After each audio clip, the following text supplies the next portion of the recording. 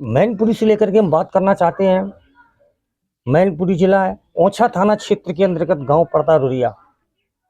कुछ रामायण, महाभारत, गीता के जानकार लोग बैठे हैं, इनसे बात करते हैं रामनवमी के उपलक्ष्य को लेकर के।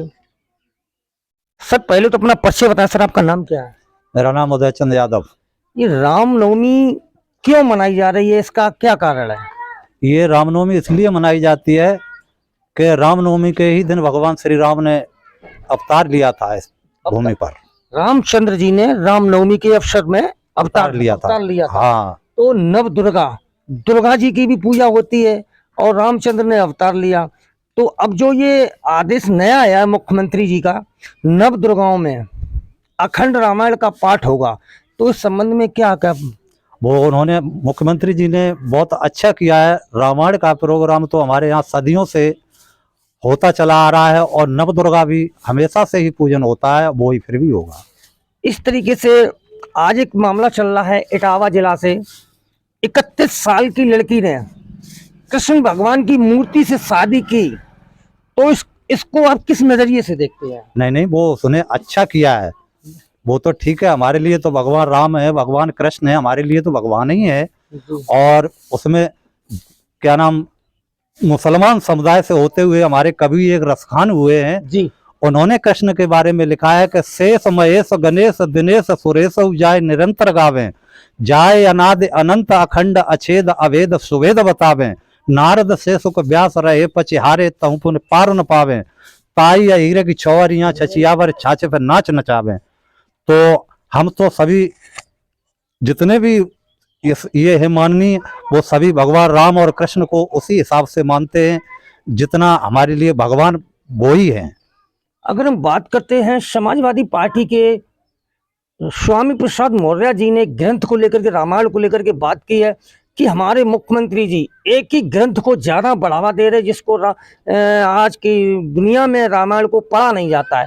तो इस तरीके की टिप्पणी को आप किस तरीके, आप तो जानकारी है रामायण आज की दुनिया में लोग पढ़ते हैं या नहीं पढ़ते, या उससे कुछ सीख मिलती है? रामायण से हमारे समाज में इतनी बड़ी सीख मिलती है कि इसके मुकाबले सीख सिखाने में कोई भी ग्रंथ नहीं है। रामायण जो है सर्वोत्तम जो है ग्रंथ है। रामायण में ही तुलसीदास जी का परिचय दिया था, रामायण में ही दिया था। हाँ, रामायण में ही दिया है। उनका है पिता आत्मा राम जी, गुरु है नरहरदास, राम भक्त रस पावन हित प्रकटे तुलसीदास। ये तुलसीदास जी अगर अपने पत्नी के वियोग में इतने ना होते तो शायद क्या इस तरीके की इतने महान पुरुष हो पाते या नहीं हो पाते?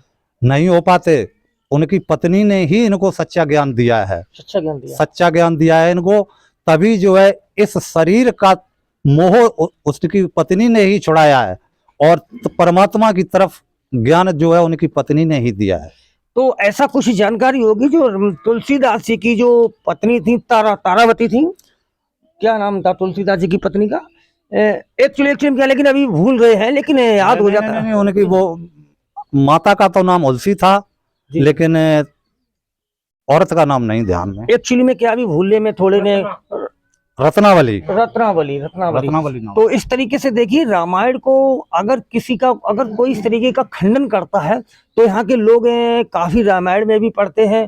तो रामायण को लेकर के बात चल रही, रामायण एक हिंदुओं का ग्रंथ माना जाता है, तो कहा गया है कि ये इस तरीके के रामायण को एक ही बढ़ावा है। तो क्या लग रहा है इस चीज को? रामायण तो जो है त्रेता युग से ही जो है चली आ रही है। रामायण कोई गलत चीज थोड़ी है। रामायण तो इतना बढ़िया ग्रंथ है, जो है सब जो है उसे सुनते हैं और जो है उसका मान सम्मान करते हैं हर। इस तरीके से जैसे लड़कियां हैं, कृष्ण भगवान को मूर्ति को समझ के शादियां की है, तो क्या लग रहा है आपको? सही है, जाकी जैसी श्रद्धा हो तैसी जाकी जैसी रही भावना।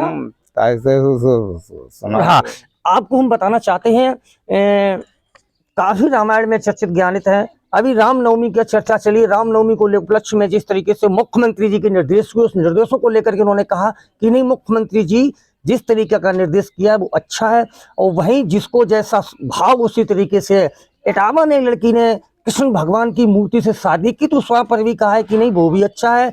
और स्वामी प्रसाद के मौर्य के इस बयान को, रामायण ग्रंथ को लेकर के चंद्रवीर सिंह है, इन्होंने कहा कि नहीं ऐसा कुछ नहीं, हम लोगों को रामायण से ही ज्ञान मिलता है। एसीपी इंडिया न्यूज चैनल से ध्रुव सिंह यादव। जय श्री राम। बता